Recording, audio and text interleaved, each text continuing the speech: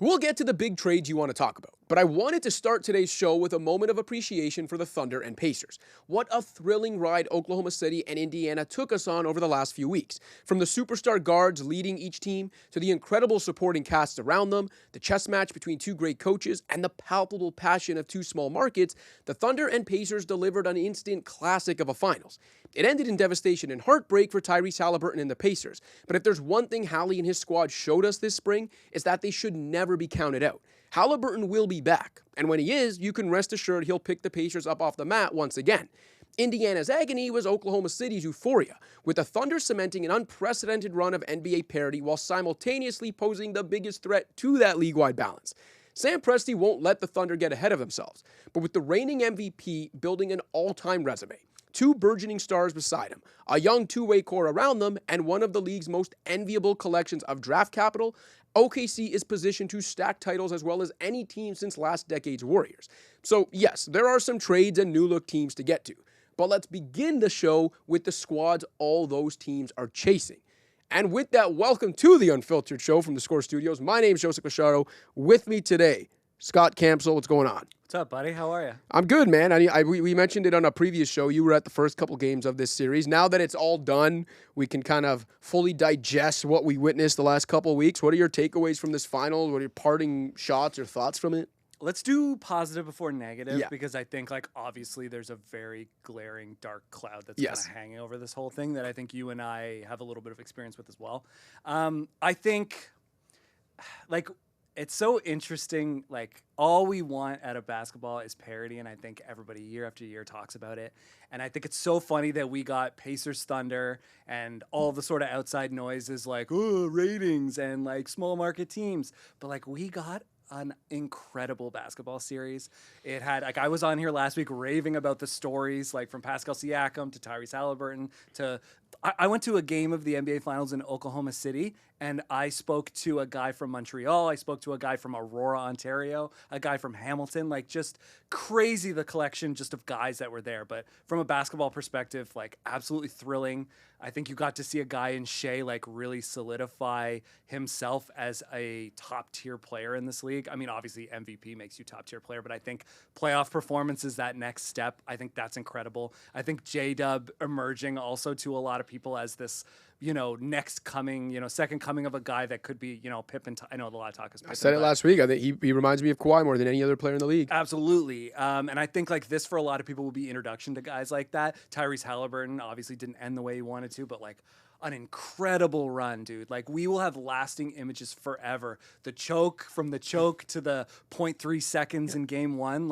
We every year are we want good basketball in the finals, and we finally got it, and I just hope that everybody appreciates it as much as I do. 100%. That's why I wanted to start the show talking about these teams. You mentioned the sad news, and Haliburton, and you mentioned some of those moments we'll remember from him, right? A game-winning shot in the final seconds in every series, some iconic, unforgettable moments to help drag this Pacers team to the finals.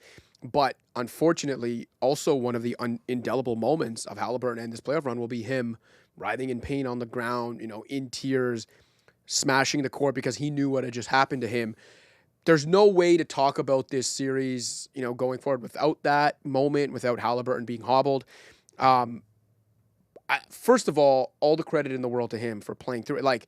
No one could have faulted him for not playing because he had a legit calf injury, and you hinted at us having some experience with it. We were both in the building in 2019 when Kevin Durant came out, hit those first few threes just like Haliburton did in this game, and struck fear in the hearts of every Raptors fan in that building, and then blew his Achilles out minutes later after coming back from a calf injury, same as Haliburton. So we've seen multiple Achilles injuries this spring. We had the shadow of KD kind of haunted.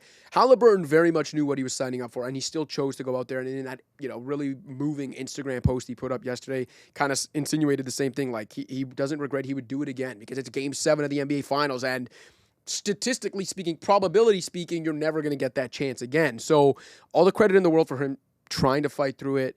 Absolutely gutted for the guy and for the Pacers that happened. Whether they could have or would have won with him, who knows?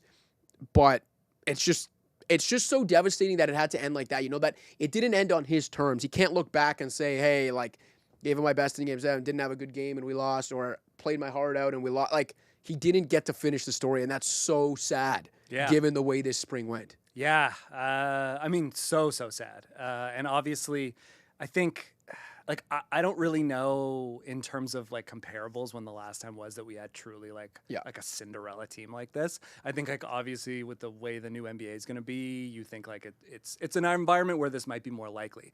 But I just think, like, for such a Cinderella story and then for that to be the way it ends, it's just such a tremendous bummer. Yeah. Like, if you remember being there after Game 5 of the 2019 finals, the Warriors did win that game, and it kind of staved off elimination. And I remember all of us, you and a couple of our colleagues being in the back just talking about just how, like, the vibes were just terrible. And just honestly it being like, it would have been weird had the Raptors won the title this night. Yep. And I think we got to see what that would feel like when OKC won, despite all of, like, it's very, you know, you want to celebrate Oklahoma City, like an all-time team, an all-time season. One of, I think, the best defensive teams ever. Yeah, relative to league average, best of like the 2020s, best point differential ever. I know we can put a board up as well when we talk about the all-time team. So they're one of 5 teams in history now to win 68-plus games and a championship.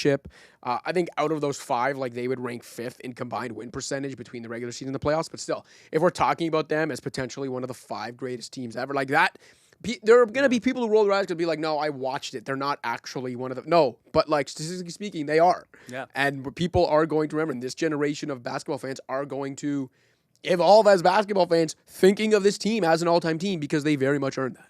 And I think what's interesting is, like, because the Pacers made this Cinderella run and because they pushed OKC to 7 games and because Tyrese Haliburton got hurt in the 7th game, like, I think that a lot of people will use that against them, being like, well, the Pacers aren't that good. How come they didn't destroy them? You know, like, I think that is kind of the case against them at this point. But I think as time moves on and as history, you know, settles a little bit, I think that we will be able to look back and appreciate this team. And I think we should be appreciating this team now. It's just the circumstances are odd. You know? 100%. I think that's a good point too, because fans tend to mythologize older teams or teams that were good when they were younger and forget some of the, like, hurdles those teams had to get to. So a perfect example is, like, people might be ripping the Thunder for needing 7 games. Or be like, oh, they're not truly an all-time team like the other 68-plus win team. Like, okay, think back to that 2007-2008 Celtics team that won 66 games in KG's first year there, the big 3 there. And everyone remembers how dominant they were, one of the greatest defenses ever, like 3 Hall of Famers, 66 wins, all this stuff. Went to the finals, beat Kobe and Gasol in the finals. They got taken to 7 games in the first round by a losing Hawks team.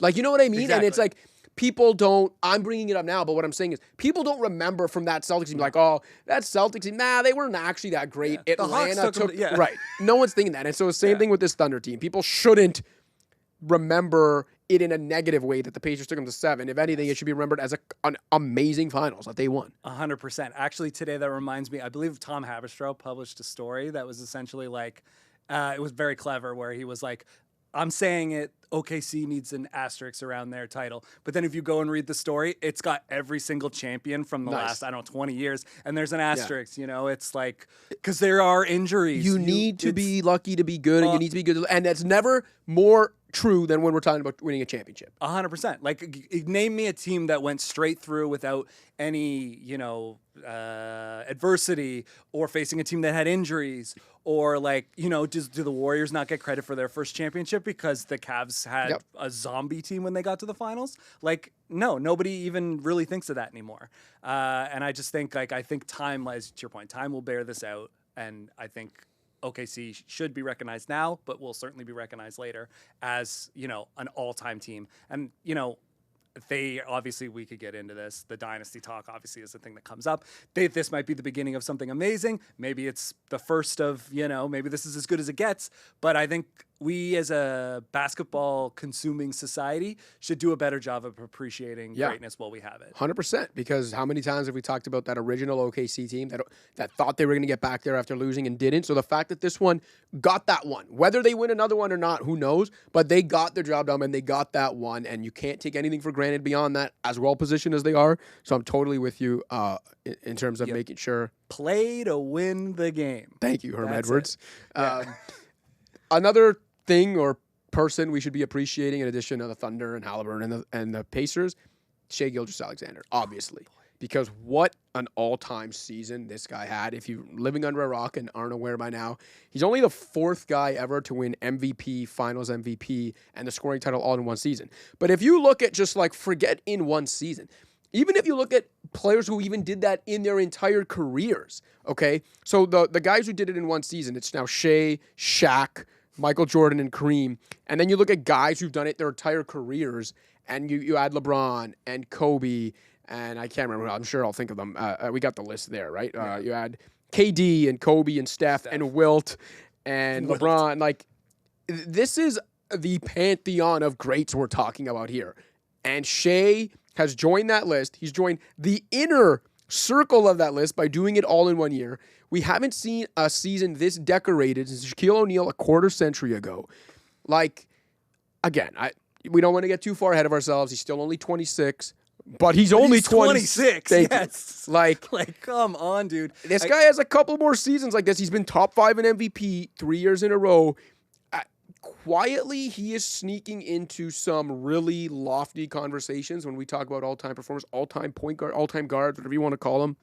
And, like, I'm really, really excited, not just because I'm a biased Canadian, but I'm really, really excited to see the kind of resume he's going to build over the next few years. Because if, knock on wood, he stays healthy and the Thunder stay healthy, they get another title, or maybe he's, a perennial MVP candidate the next few years. Like, there's just not going to be a lot of NBA players in the history of this game and of this league that will be able to check the boxes he did on his resume. It's like, it's staggering almost, because you're like, where do you start? Yeah. But kind of what stands out to me is, as an aside, like, he's this incredible, if you want to say individual basketball player, defensively unbelievable. What did he average? Like almost 2 blocks a game? Yeah. Like, for one of the greatest defenses of the modern era. Yeah, like unbelievable. But he is also, as someone who was fortunate enough to cover, the NBA Cup and a bit of the NBA Finals, I got to be around the Thunder for, a few days here and there. And just like how much those other guys look to him and respect him as a leader, and kind of like, I just think that speaks volumes to this guy who is an incredible offensive player, an incredible defensive player, but also like to be a leader of this young squad of guys that was able to sort of accomplish what they accomplished. And also, like, we're not talking about like a young team that, it's a young team of like J-Dub is a super duper star. Chet is potentially a, superstar type player. Like, these are like talented guys that are kind of falling in line under this guy. And he is just so even keel. He is so just like about winning. Like, he never gets too high. He never gets too low. It's just like, this guy has the perfect mindset for continued success. Again, you can't predict the future. Yeah. But like, if I'm betting on a guy, it's Shai Gilgeous. No, I hear you. And I think another like reason, in addition to how good the basketball was, but I think another reason that made this finals so easy to enjoy for me too is because all of the players in this series, like all the stars in the series, are all such high character guys, and it starts with Shai and Haliburton and Siakam, but J-Dub and Chet. Like, one thing that's not talked about enough with the Thunder isn't just that they have this insane collection of young talent that's now already won with all these picks. It's that the stars on that team, led by Shai, to your point, are of the highest character, the lowest maintenance. Like, I remember when the Warriors dynasty was beginning and people, talked about and wrote about how, like, you need to be inside the walls of the Warriors organization to understand what kind of a leader and low-maintenance star Steph Curry is. It's like one of a kind. Same thing with Jokic. And I think we can say the same about Shai now. Mm-hmm. And that is a huge advantage when you are starting your team, when you're the number one building block. Just like, if you're Sam Presti, like, you're just laughing. You're like, we got this guy in, like, we don't need to talk about the trade, but like in an absurd trade, you got this guy. I think it also helps that he's a guy who came into the league and like had to really work for everything that he got. Like, he was not like here's a star. Like, you're right away from day one, you're a star. He's a guy who came in and was like, I'm going to be a bit player. I'm going to work my way up. I'm going to work on my game. And then to be given the keys in OKC, like, he's a guy who understands like what it takes. And at 26, like, that's insane. I just like, I have run out of things to say about Shai. I just think it's unbelievable. He's from Hamilton and he's going to like Toronto born, Canada. Grew up in Hamilton. Okay. Shout out to both Toronto and Hamilton. Toronto and Hamilton. Yeah, we'll give him that. Like, it's just like so many things, like growing up as a kid, being like, I had this conversation with friends the other day. It's like, oh, maybe Denham Brown's going to be the next guy, and like shout out to Denham Brown, like went to fair enough, great basketball player. But it's like for years and years we had these little breadcrumbs of guys. Obviously we had Steve Nash, but now to just like look and like we have like Shea is going to be Steve Nash for a whole nother generation of guys, and I just think from a kind of a left term like to a like Canadian basketball standpoint, like what Vince Carter and Steve Nash did for our generation of basketball watchers, like Shea is going to do 100%. For the next generation. And to me, that's incredible. It's cool that we got to watch the like beginning of it. Yes. Getting to be around him is just like, it's we can say like, oh, he was at Canada camp and then we saw him at the NBA Cup. We saw him at the finals. Like he's been around, like that is just like, it's incredible. It's incredible. Yes. Yeah. I know you love my segues. So big segue fan. I think, we're talking about this great leader of the Thunder, Sam Presti's gotten to build a team around. And I think that's a great segue to a guy that no one really considers a leader anymore, and Sam Presti once watched get away, and that's Kevin Durant. Ex-Thunder, never a leader. No, actually, this segment's going to be pretty complimentary of Kevin Durant and less so of the team he's leaving. But, okay. We've got these two trades to talk about after all the, appreciating we did of the Thunder and the Pacers and Hallie.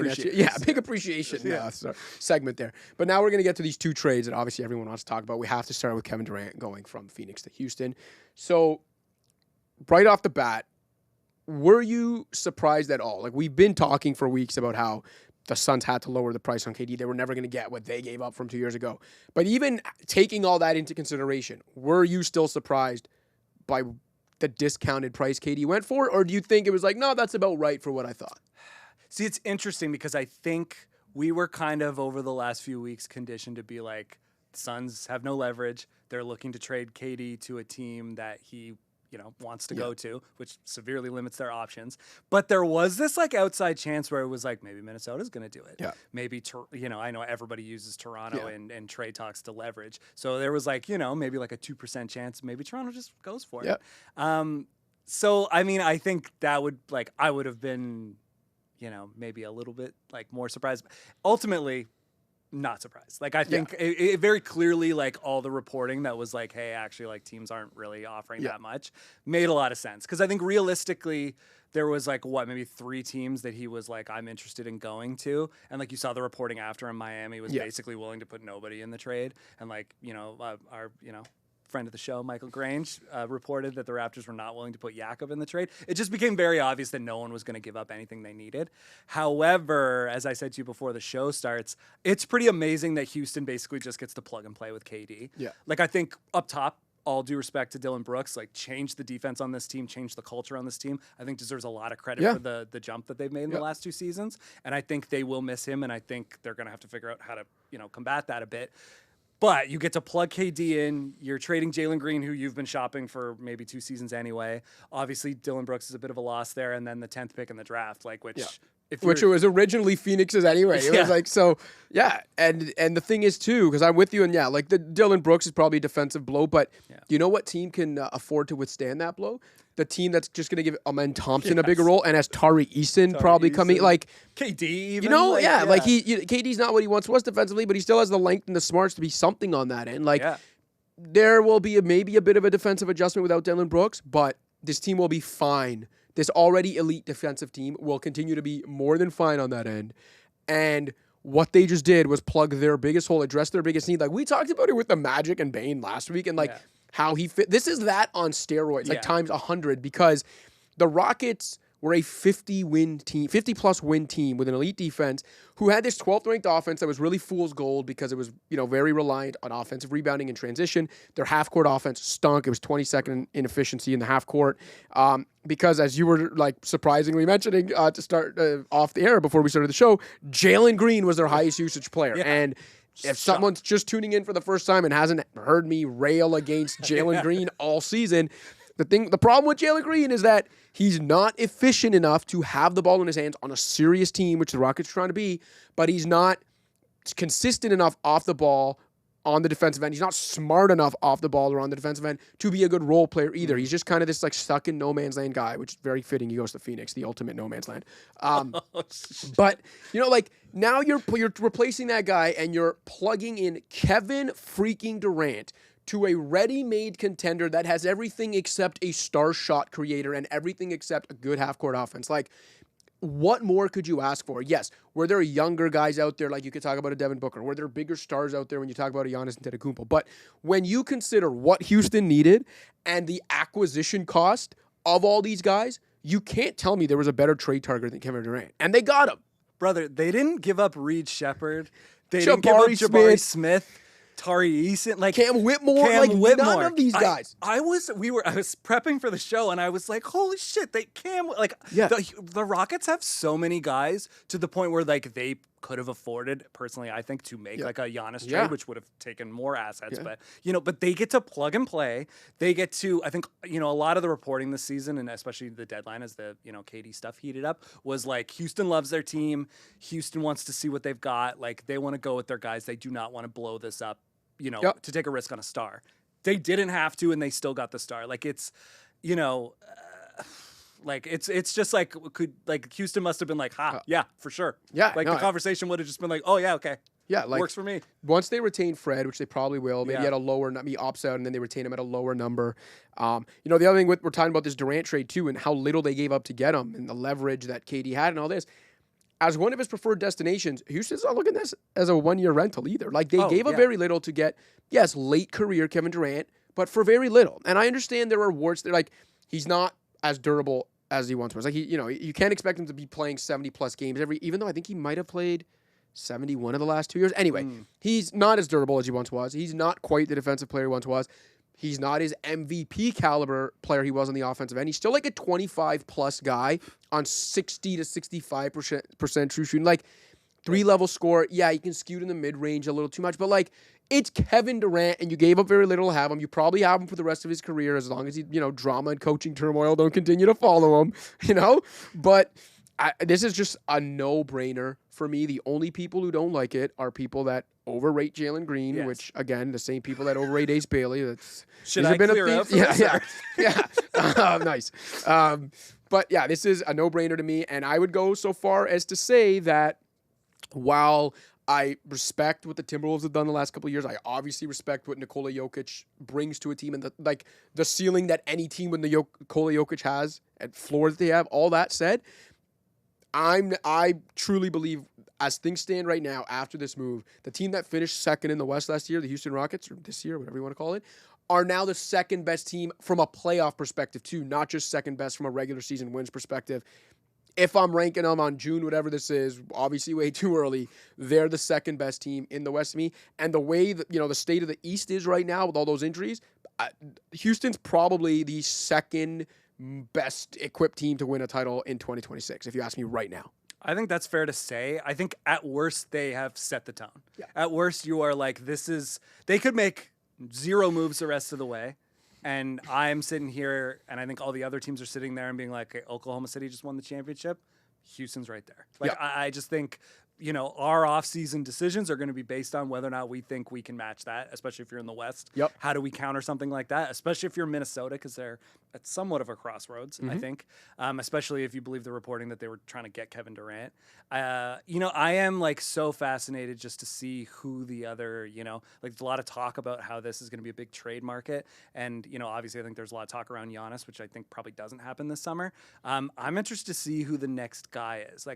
Bane was kind of an out-of-nowhere guy. I anticipate there'll maybe be one or two other guys. I think Boston's, which we'll get to, but Boston has a couple of guys on that list that I think are potentials, can swing things. Yeah, 100%. So I'm really I'm thrilled that this happened this early in the offseason. I think it gives a very cool perspective. You can be like, okay, Houston's right there. What your next move, guys. Basically. No, 100%. The opposite end of this trade, not quite as promising. So what I want to do is I want to go through the overall asset management picture of this trade from the Suns' perspective, and we can go back to obviously what they gave up for Kevin Durant 2 years ago, what they ended up turning Kevin Durant into now. So for example, there was that 2025 first round pick. That's a wash because they got that back. Right.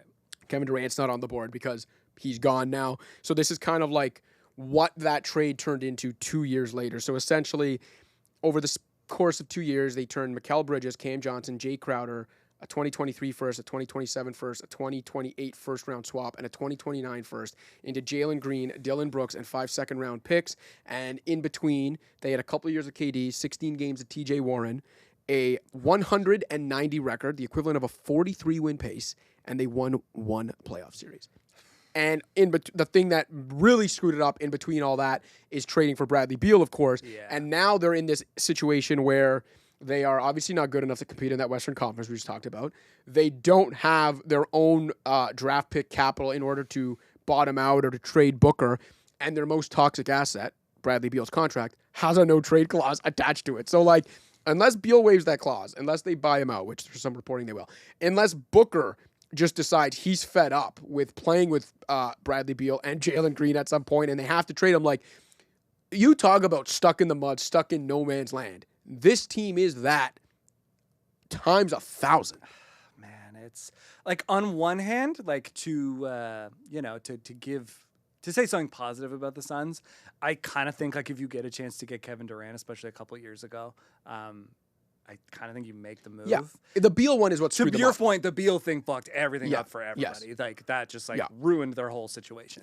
Yeah. I don't know, man. Like, I mean, I guess you hope like maybe a change of scenery is good for Jalen Green and that. Yeah. Like, I know you seem to hate him. It's based on evidence. Yeah. It's based on evidence. I'm gonna let you. Yes. Yeah. I don't want to keep interrupting, but I will say this: it's not. I don't hate him. And the one thing I'll also specify, just in case for anyone watching or listening, is even when I rail against Ace Bailey or Jalen Green, listen, I don't know these guys. If they're good young guys, not hurting anyone, like I actually root for them. Even if the guys whose games I don't like, root for them because they're young guys with a chance to make money. And like, I'm not trying to take money out of anyone's pocket. But when we evaluate and analyze what we do see with our own eyes and what they are to this point, Jalen Green to me is just this guy that like is hype and hypothetical over practical. And like, I just don't see the appeal others do. Yeah, you call it like you see it. I'm being obviously a bit of a jerk here. No, I like it. This is the Unfiltered Show. We need jerks. Yes. Jerks only on the Unfiltered Show. Well, in that case, no, but I think like if you're Phoenix, obviously like this whole situation is a tremendous bummer. But I think you can look at it and say, like Dillon Brooks makes us more competitive. Yeah. I think like, especially if you're of the mind that KD checked out a little bit last year. I think he's a bit of a or a bit of a floor riser. Yeah. And I think Jalen Green, maybe he under a new coach, maybe he finds it. I'm not ready to write him off yet. Like yes, looking at everything like I don't see how you could look at everything you just said and be like, sounds like the Suns are doing great. Yeah. I mean, they get the 10th pick, like whoever that's going to be. You might get somebody there. I think ultimately, you could be. Like, it's hard to get excited about the Suns, I guess. I'm just trying to be positive in the sense that, like, you've got a couple pieces. Like, Brooks, maybe you can reroute. Green, maybe if he starts off well, maybe you can reroute him. Are you competing anytime soon? No. It really, like, it'll be interesting to see what happens with Devin Booker. It's like there's been some reporting that he likes the idea of being a lifetime guy. I think he's obviously like a huge Kobe guy. Yeah. And I think that kind of looms large there. Maybe he gives the Phoenix a couple seasons to try to get out of this. It sucks for Phoenix, and it's a tough go, and I think they did the best they could, clearly, in this trade discussions. Like, clearly you'd want to get more. You get the 10th pick. That's something. But ultimately, this team's going to need a couple seasons to figure out how to get out of it. And I think that Bradley Beal trade, it just looks worse and worse by the day. Destroyed them. Yeah. All right. Last transition, last segue, last topic for the day. Another team that has a couple of years to figure things out, but in a much more positive light, the Boston Celtics. And like Transition King does it again. The segue king. Segue king, sorry. No, it's all good. Okay, so we knew, and I think we've talked about on this show, that once Tatum blew his Achilles, 2025-26 became a bridge year for the Celtics. And like, they could be good, and the East is wide open. You don't want to count them out, but it's like no one's really looking at them as a contender for the next year while Tatum's out. And it was all about like, how are they going to set up for the future? And one thing I had mentioned immediately was like, okay, everyone had talked about needing to split him and Jaylen Brown up, having to trade Jaylen Brown because they're going to combine to make $600 million over the next so many years. And it's like, if you have Tatum, like you want to keep competing every year. So maybe they trade Brown going into next season to continue building around Tatum in a more cost-effective way. Once he got hurt, it changed the calculus in so many ways. It changed everything. And to me, it became very obvious the move they had to do, that they had to make was do whatever they can to begin ducking the aprons the year Tatum returns in 26, 27, which would then allow them to continue building around both Tatum and Brown, right? As opposed to having to just build around Tatum immediately. Trading Jrue Holiday was the biggest thing to do because you do that and you've cleared that long-term money. So mission for the Celtics was, very long-winded here. The mission for the Celtics was trade Jrue Holiday without taking back any long-term money.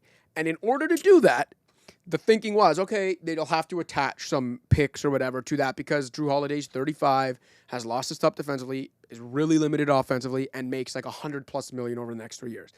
Not only were they able to check the box of getting rid of Jrue Holiday's contract without taking any long-term money, forget attaching draft capital, they acquired 2 second-round picks while doing it, and were able to take a flyer on a 26-year-old 20-point scorer in Anthony Simons, where it's like, how does Brad Stevens keep doing this? How we can't leave. Can't keep getting away with this, man. It's unbelievable. So like, after I just wasted 90 seconds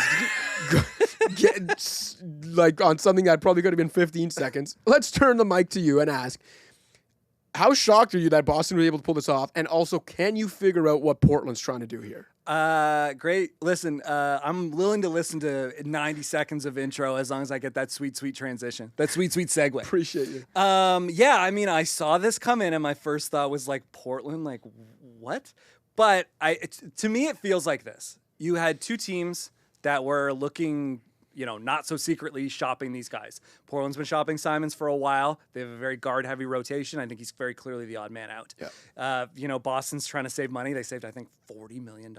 Yeah, even though they only cut like $4 million and change off their salary for next season, but $41 million in tax, which is just like unfathomable. And they are now positioned to, they'll still be an apron team this coming season. Yeah. They're now positioned to duck both aprons the year after when Tatum returns. Awesome. And they're also, Porzingis is out there. I think Brown, if they get the right return, is out there.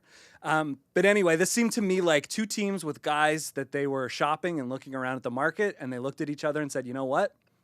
This works for us. If you're Portland, I don't love attaching the 2 picks to it, but, we talk about guys that'll, raise your floor. Jrue Holiday is the ultimate floor raiser. Would I have loved to have seen him go to a competing team or a team that's going to compete for a title? I mean, I would prefer it. Jrue Holiday is honestly one of my favorite players. I love Jrue Holiday. One of the best defensive players. Like, I think, honestly, won 2 championships for those teams. Like, those trades both swung the title for Boston and for Milwaukee. One of the most respected humans in the league. Absolutely. This century. Great dude. Yeah. I think he's the guy. If you are sitting there in Portland, you're like, we got Shaedon Sharpe, we got Scoot, and we just need somebody to pull this together, then Jrue Holiday is like your holy grail of guys. I think that's obviously a huge motivating factor. You got something for Simons, which I can't imagine on an expiring. That market was huge.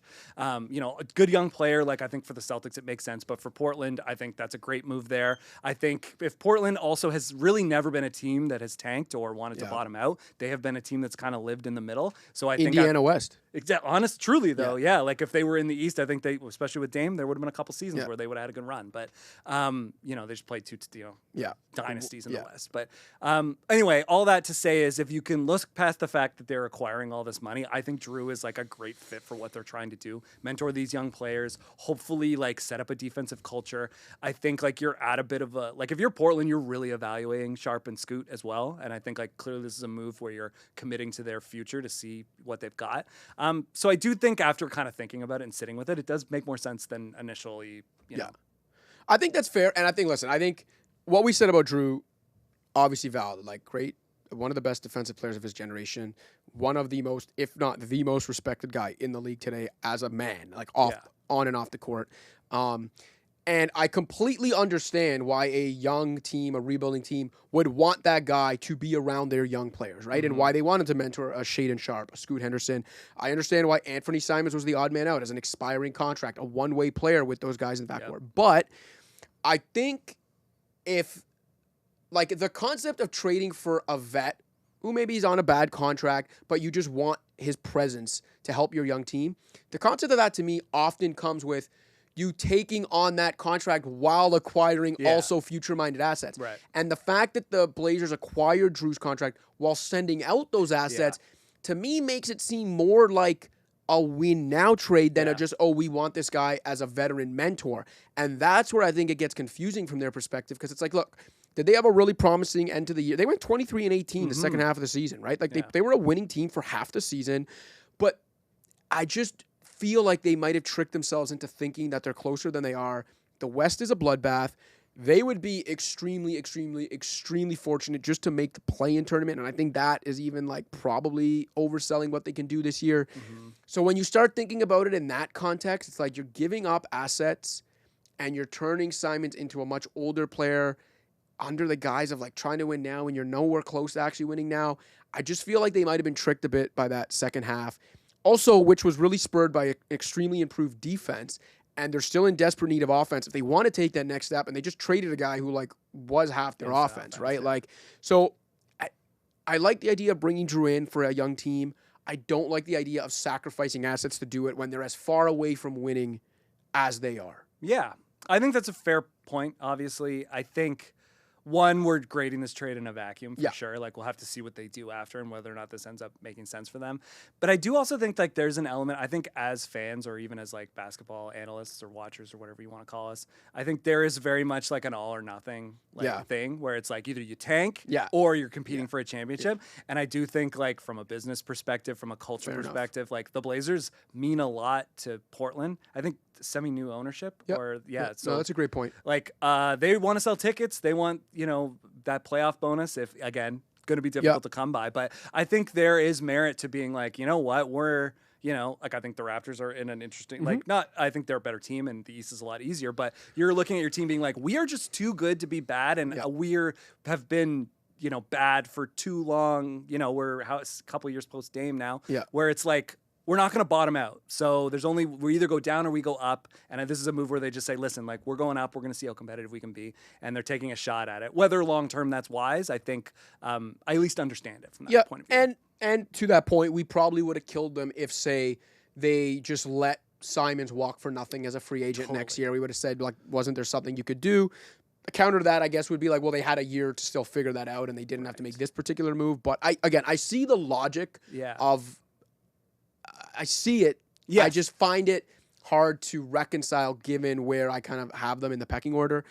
Real quick before we go, we can just talk about Anthony Simons and the fit in Boston. Look, I'm not thinking he's going to be like part of their long-term plans, but I think it's a really smart piece of business for a team that is going to be in a bridge year, right? This kind of transition year, to take a flyer on a guy who, again, 26 years old. Over the last 3 seasons, he's essentially averaged 21 points and 5 assists, 50% inside the arc, 37% from deep, 90% from the free throw line. Professional scorer. Yeah. Really good offensive player. Terrible defensive player. We know that. I don't think he's going to suddenly become a two-way force in Boston, but there's still enough upside there. And look, he's also going to have more talent around him now. That'll help him, even if it's in a reduced offensive role. Like, to me, there's still something there with Simons. Maybe he becomes an elite sixth man. Maybe he just becomes like an offensive specialist. Whatever it is, I think it's telling that a very smart, quality organization like Brad Stevens Celtics took him on, took a flyer on him, and I would not be surprised if they end up flipping him for more than they gave up to get him. That's what I was going to say. I think like from an asset management, which like that's always so shitty to talk about like human beings as like asset management, but like that's the business they're in though. Totally. And like their salaries are public. Like we all know the information. They cut salary big time. They cut that tax bill big time. They got 2 second-round picks. They get a guy who at worst is going to be a young guy that they get a look at that I think is, like you said, 20-point per game scorer. Like those don't grow on trees.